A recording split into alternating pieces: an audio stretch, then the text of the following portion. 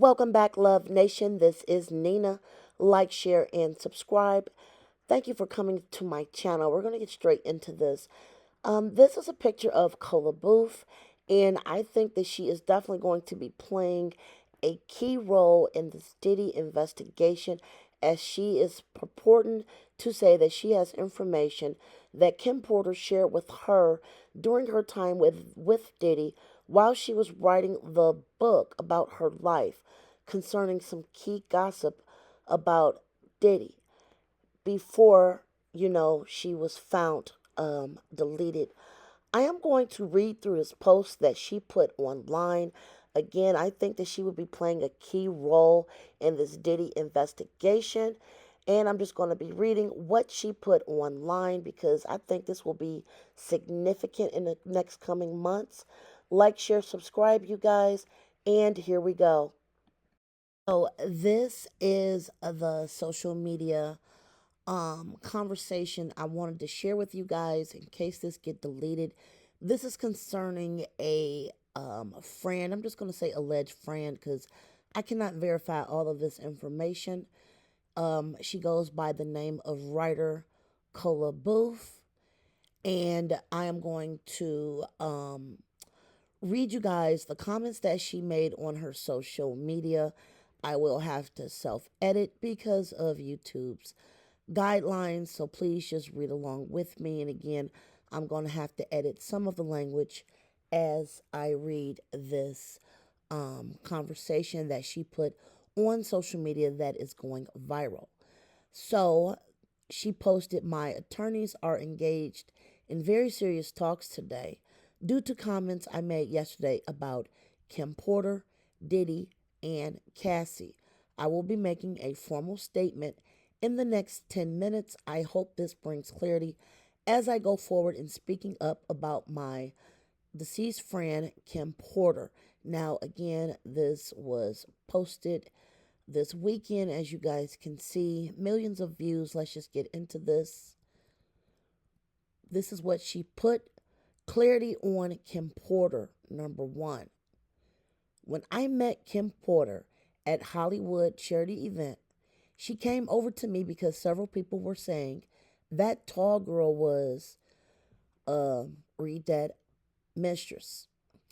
Kim remembered seeing me interviewed on MSNBC years earlier. She asked me if it was true. I told her yes. We and several other women, and I guess she wanted to specify that in case other women will come out later to verify this, ended up chatting for most of the event. Kim and I had been fashion models.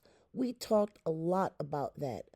Later, Kim and two other sisters said they were going to Mr. Childs for dinner. They invited me. We went in different cars, not together. We ended up going to a different restaurant, an Ethiopian restaurant on Highland and Olympic. We had food, drinks, and lots of laughs together. Kim Porter and I exchanged numbers because she wanted to audition for a part on a TV show at Sony and knew that I had dated the producer of the show. I offered to talk to him on Kim's behalf. We exchanged numbers. She continues. Point two. Over the next 2 years, I had several phone conversations with Kim Porter. The first conversation was about her audition for my ex's show at Sony not being a fit. Kim was going to be a famous comedian's house for lunch and invited me. I told her that I detested this particular black comic because of the very cruel remarks he made about me during the fill in the blank scandal in 2003.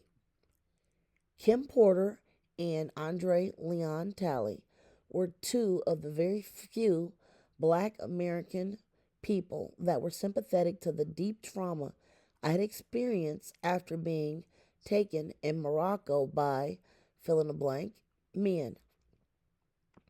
I was blanked by Somi the first night.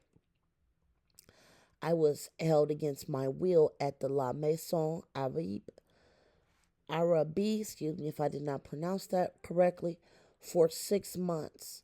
I experienced, you guys can fill in a blanket there, at Somi's instruction. I had been in therapy for years behind modeling in Morocco. Point three, Kim Porter and Andre Leon Talley were sympathetic to what happened to me. I could cry to them. Americans generally made fun of my situation and blank in Morocco. Many so called blanks experts feared losing their careers for not knowing about me. So they went on the attack and called me a liar. Blank's family spent money trying to discredit me.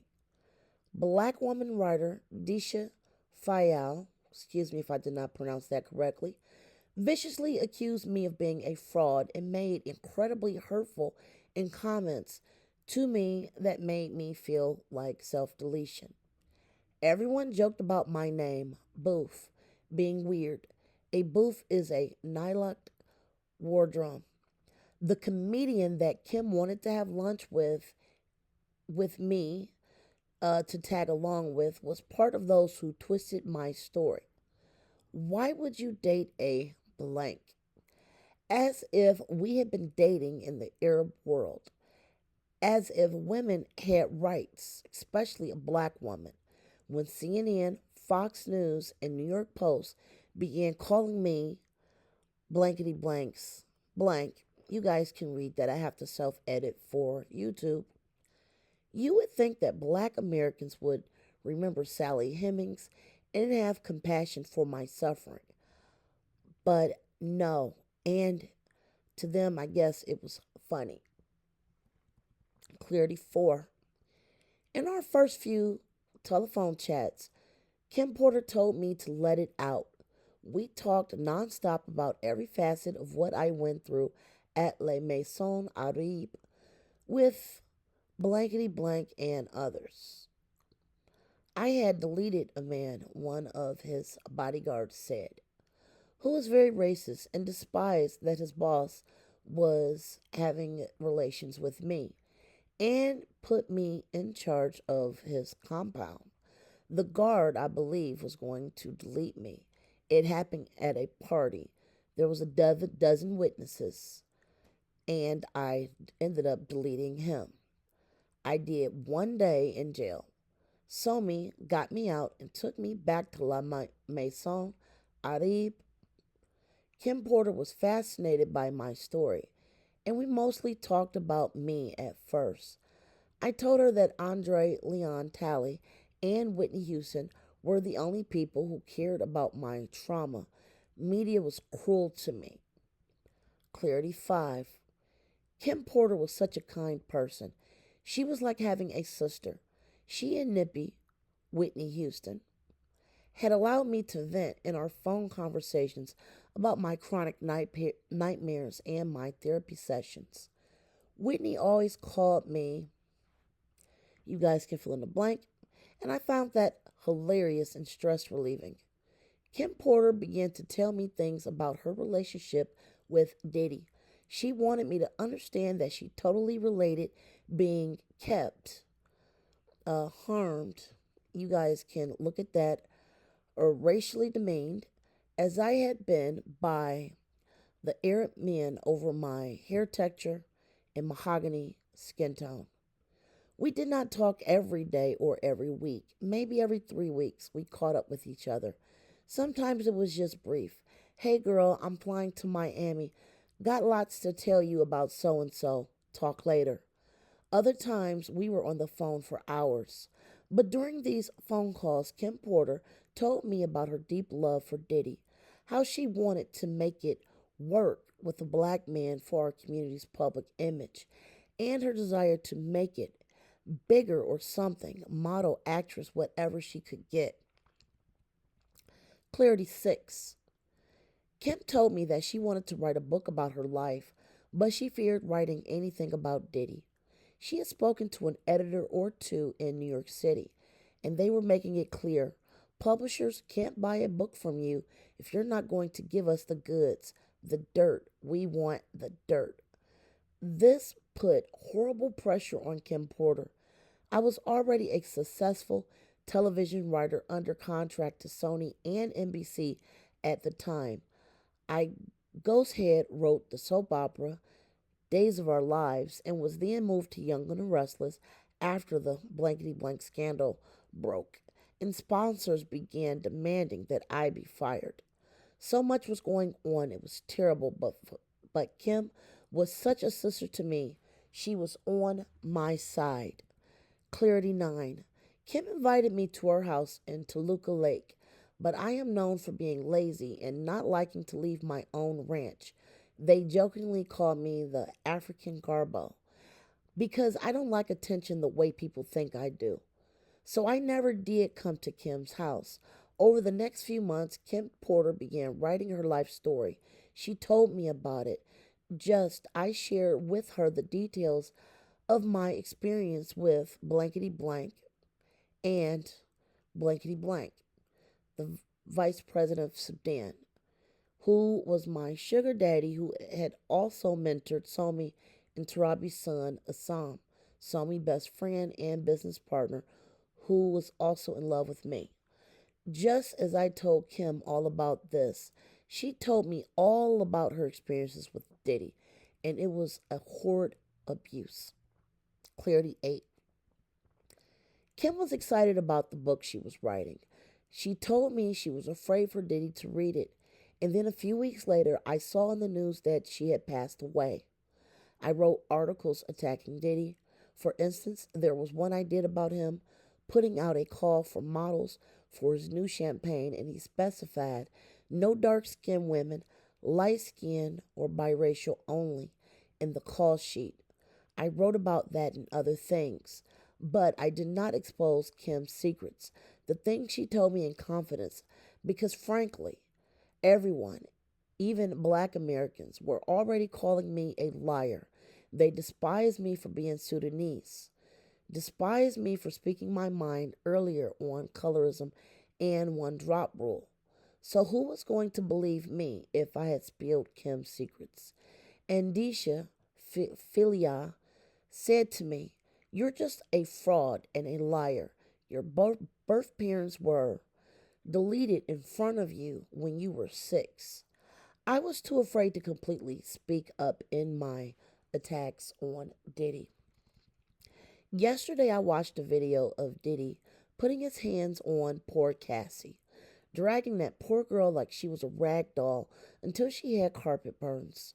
It enraged me so much that I honestly felt like I heard Kim Porter whisper in my ear, "Now, Cola, now it's okay, do it now." Kim Porter was deleted. She did not deserve what happened to her, and I am not the one that you can intimidate and make me back down from a fight. I am an African mother of 2 sons.